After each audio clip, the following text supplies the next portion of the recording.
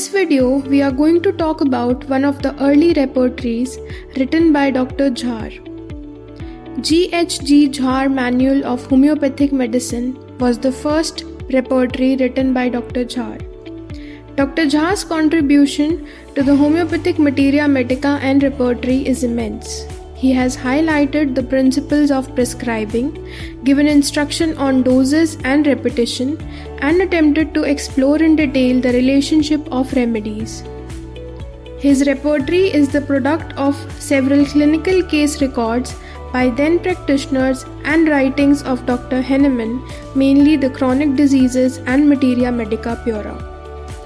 This repertory was scheduled to be published as the first repertory under the supervision of Dr. Henneman, but due to certain reasons that did not happen.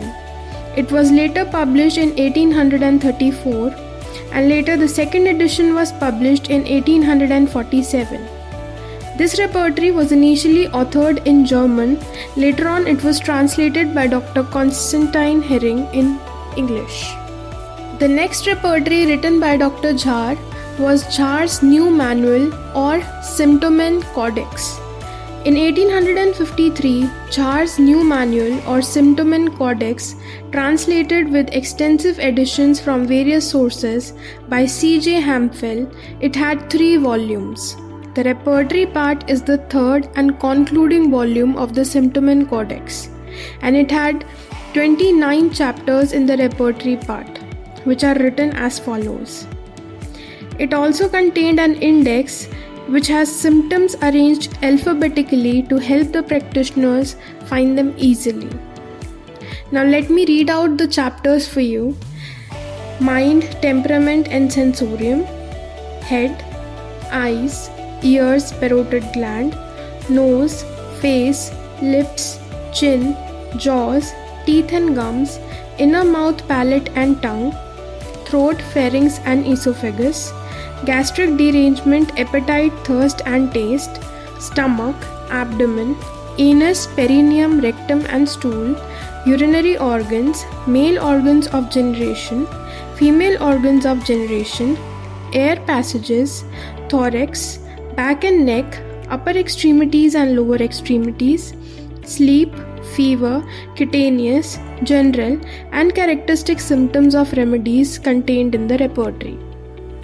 Now what is important in this part is, it can be asked in MCQs like which chapter has the maximum sub-chapters in the JAHR'S New Manual. So the correct answer would be head, since it has 24 sub-chapters. Now let's move forward to the next repertory written by Dr. JAHR. It is JAHR'S and Pozart's New Manual of the Homeopathic Materia Medica. In 1853, William Rad published the combined work of JAHR and Pozart. He found that the plan of both the works was the same. Therefore, he took JAHR'S work as the guide and added it to the Pozart's work. The source of these 2 books was Henneman's Materia Medica Pura and Chronic Diseases and provings of Hering, Weil, Helbig and Greuze. It was published as JAHR'S and Pozart's New Manual of the Homeopathic Materia Medica.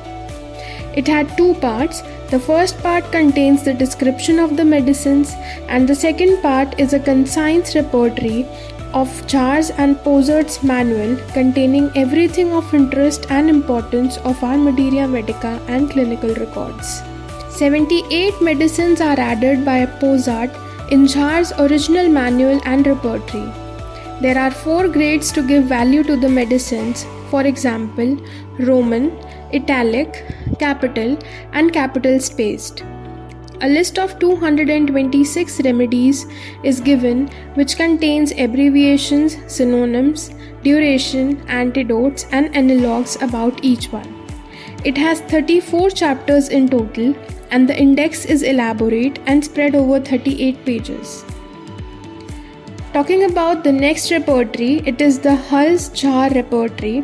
The Hull's JAHR Repertory was published in 1840. Its 4th edition was published in 1860. It is authored by G.H.G. JAHR. The 4th edition has been very useful with the addition of 24 remedies and some 200 pages of the new clinical experience. The 6th edition, JAHR, a new manual of homeopathic practice, which was edited with annotations and additions by F.G. Snelling, contains an introduction which was written by G.H.S. JAHR. The introduction is very informative, which is arranged as follows. The general design and composition of this volume, the special arrangement of this repertory is described as follows. First, it is the clinical remarks which are written, then symptoms of the repertory, conditions under which the symptoms appear, that is modalities is written, and the concomitant symptoms are written. Instructions for using the repertory. The second part of the book, that is Repertory of Homeopathic Symptomatology with clinical remark, is arranged. A glossary is provided. The technical words which are used in this work are explained in this part of the book. And an index is also provided which contains the whole content in 45 pages towards the end of the book. And the index is also alphabetical. Thank you for watching.